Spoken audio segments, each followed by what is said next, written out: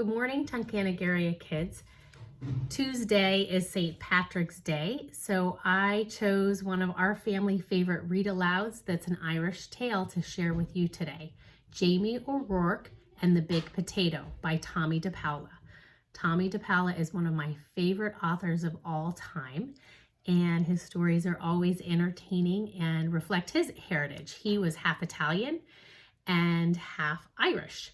Maybe you remember his books Stregonona and stories about Big Anthony, as well as his stories about his Irish grandmother Nana and his downstairs grandmother, also Nana. Jamie O'Rourke and the Big Potato.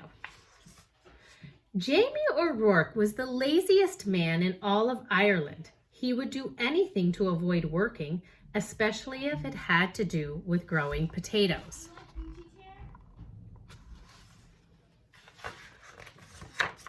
Jamie O'Rourke, his wife Eileen would say, "We'll have nothing to eat this winter if you don't go out and dig up the praties." "Oh, the saints preserve us," Jamie would whine. "Me back's as sore as can be. Sure as I'm telling you, wife, you'll have to dig them up yourself. I'll break in two if you so much as get up out of this bed." So Eileen, who had done all the planting and watching and watering and weeding anyhow, would go out to the tiny garden and dig up the smallest potatoes in all of Ireland, all because Jamie was too lazy to dig a larger garden and had no money to buy any good potato seed.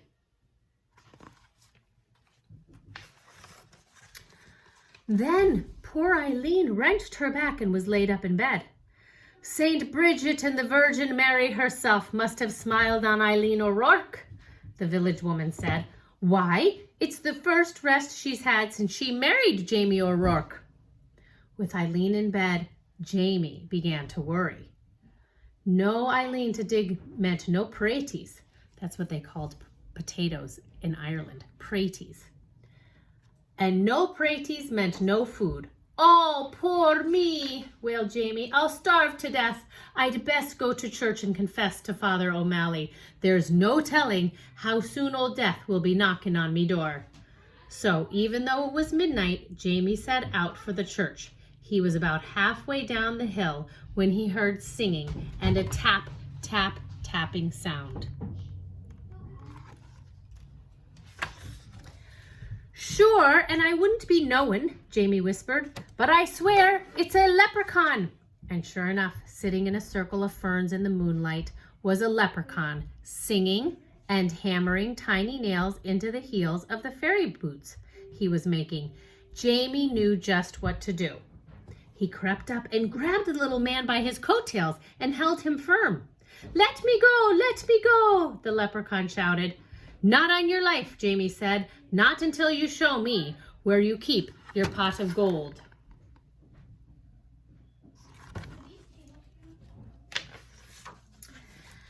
Now, everyone in Ireland knows that leprechauns make boots and dancing shoes for the fairies who pay them with gold. And everyone knows that if you catch a leprechaun, he'll pay for his freedom with his pot of gold. But this leprechaun was cleverer than most. "Oh, please, Mr. Mortal Man," he pleaded. "I'm just starting out making fairy shoes, and I only have 1 or 2 pieces of gold in my pot. Won't you take a wish instead?"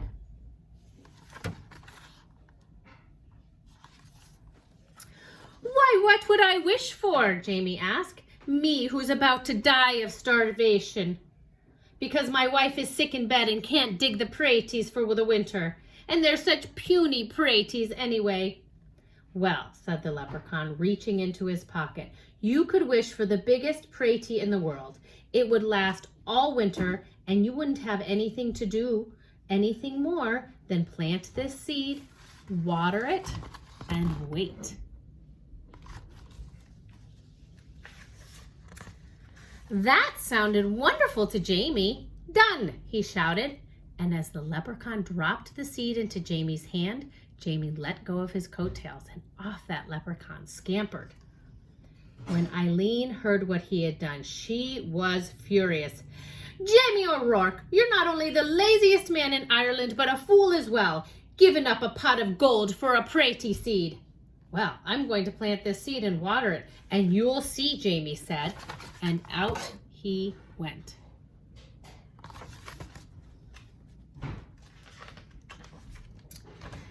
And faith, Eileen did see. In no time at all, the biggest, finest potato plant had sprouted out of the ground, followed by the potato itself. It was so big, it pushed up not only all the dirt in the garden, but the garden shed and the corner of the cottage as well.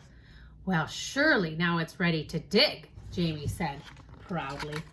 Look at how big that potato is. It's pushing up the house.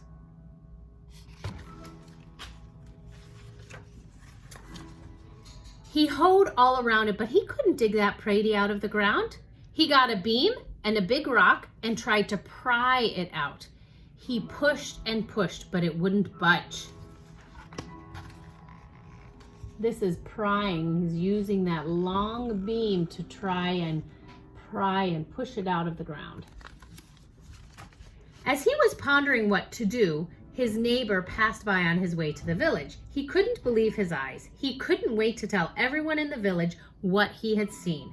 And before you knew it, the hill up to Jamie's was filled with villagers coming to see the big potato.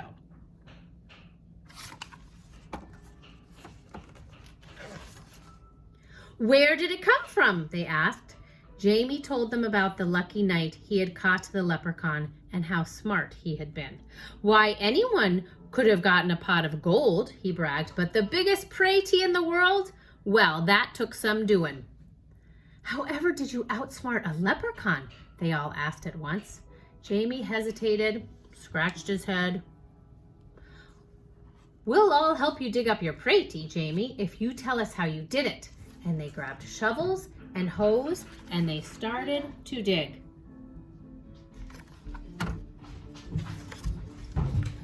They dug and they dug and they dug and they pushed and they shoved until the potato flew up out of its hole. It rolled down the hill faster and faster until it reached the bottom, where it bounced up high and came to a stop, wedged between the stone walls on either side of the road. Look at that big potato, wedged, stuck. It's stuck right in the middle of two hills. What to do now? That pretty is so big that no cart, nothing can get by it, the constable complained to Father O'Malley. How's a body to get in and out of the village? What shall we do? The villagers wailed. Then they all looked at Jamie and said, It's your pretty. You'll have to move it out of our way. Well, Eileen spoke up, there's more than enough pretty for everyone. Why don't you all take some? So the villagers sawed and chopped and carted off huge pieces of potato while Jamie sat on the stone wall and watched. Look, he's still being lazy. He's just sitting and watching. All winter long, everyone had potato to eat and eat and eat until no one wanted to see or hear of a potato again. Look at their faces. Ugh. They get tired of potatoes. In the spring, Jamie said, I've saved a potato eye for a seed, and it's just about time to plant it. Oh no, the villagers all cried. If you promise not to plant it, Jamie, we'll promise for St. Patrick, before St. Patrick, and all the saints to see that you and Eileen always have plenty to cook and eat. And we don't want another giant pretty around here. Jamie smiled and agreed. What a perfect life for a lazy man. And so you see, darling Eileen, Jamie told her, I wasn't such a fool with that leprechaun after all. And Eileen had to admit that Jamie, or Rourke, was right.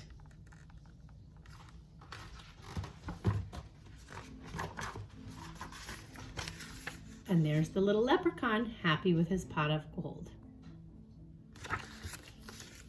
Wishing all of you a wonderful St. Patrick's Day. Find something Irish to do at home. Maybe turn the milk green, wish each other luck, tell each other top of the morning to ya.